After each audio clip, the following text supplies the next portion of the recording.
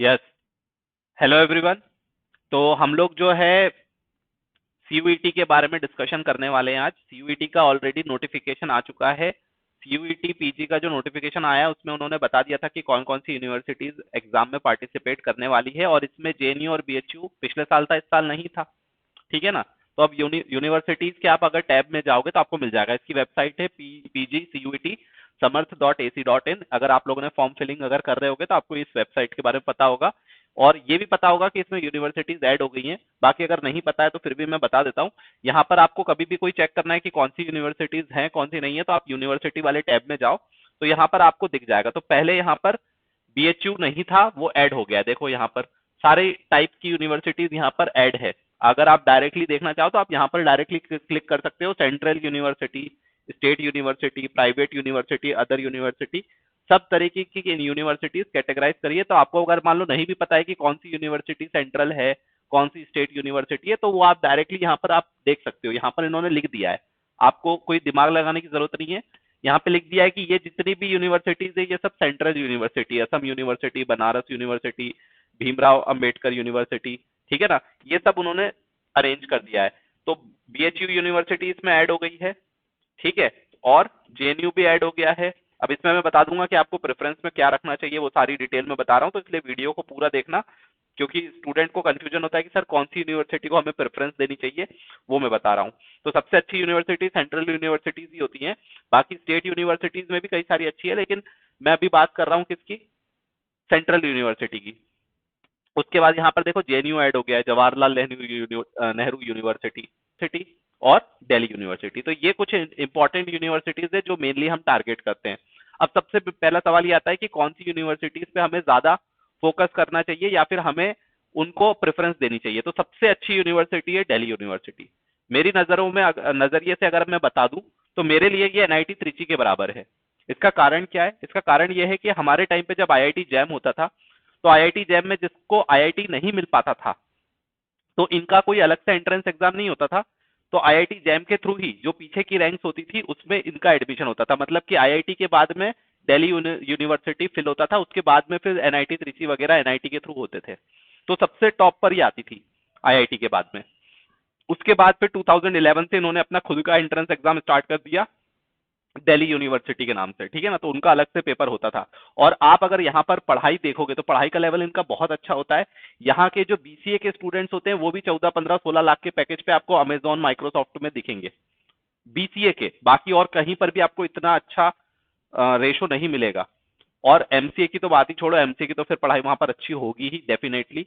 तो यहाँ पर लेकिन अगर आप जाते हो तो आपका कंप्यूटर बैकग्राउंड अच्छा होना चाहिए, क्योंकि वहां पर जितने भी बच्चे होते हैं उनका ऑलरेडी बहुत अच्छा होता है। तो इसका मतलब ये है कि आप ऑलरेडी इनका जो एंट्रेंस एग्जाम है उन्होंने कंप्यूटर इसीलिए ऐड किया है, ताकि अगर आप वहां पर पढ़ने के लिए जा रहे हो तो आपका लेवल भी उतना होना चाहिए। तो इसलिए उन्होंने जो है कंप्यूटर्स वगैरह इंट्रोड्यूस किया है इस सिलेबस में।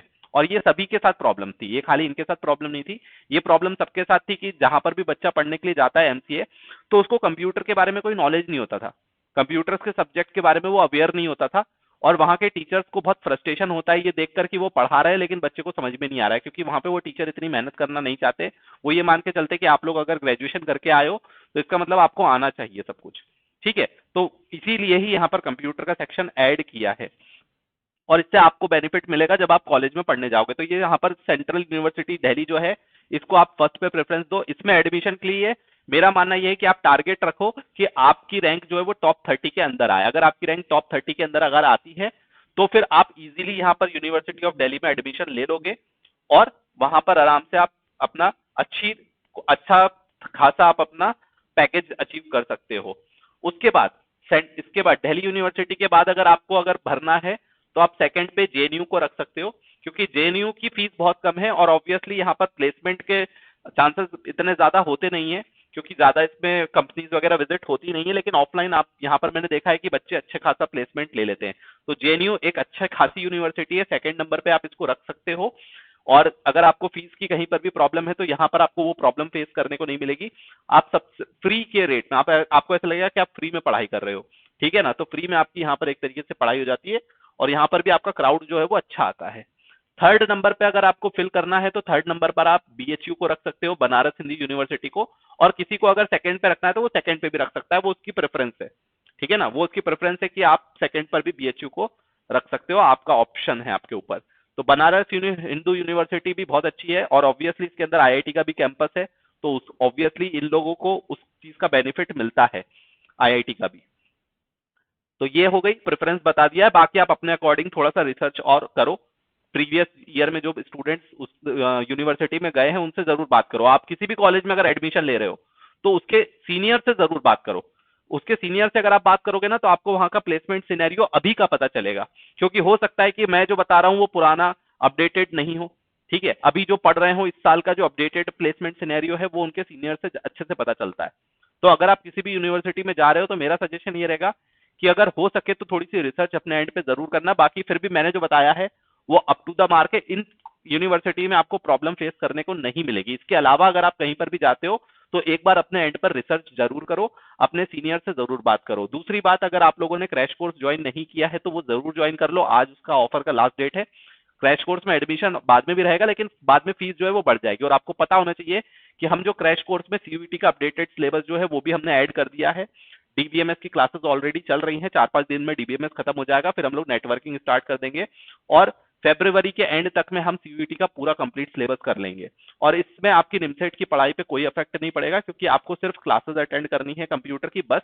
उसके बाद आप अपना पूरे दिन जो आपका शेड्यूल है उसको फॉलो करो, जो मैं शीट्स दे रहा हूं उसको करो। और लास्ट वीक एग्जाम से एक हफ्ते पहले मैं एक रैंक बूस्टर क्लास चलाऊंगा 1 हफ्ते की, उससे आपकी रैंक अपने आप बूस्ट हो जाएगी। आपको पता चलेगा कि आप में कितना इंप्रूवमेंट आ रहा है। तो आपको बस पहले से सिलेबस खत्म करके रखना है, और फिर 1 हफ्ते की जो मेरी पेड उसमें क्लासेस चलेंगी क्रैश कोर्स में, उसको आपको अटेंड करना है। आपको अपने आप कॉन्फिडेंस आ जाएगा कि पेपर को कैसे अटेम्प्ट करना है, किस तरीके का पेपर आएगा, किस तरीके के क्वेश्चन आएंगे, वो सब आपको समझ में आ जाएगा।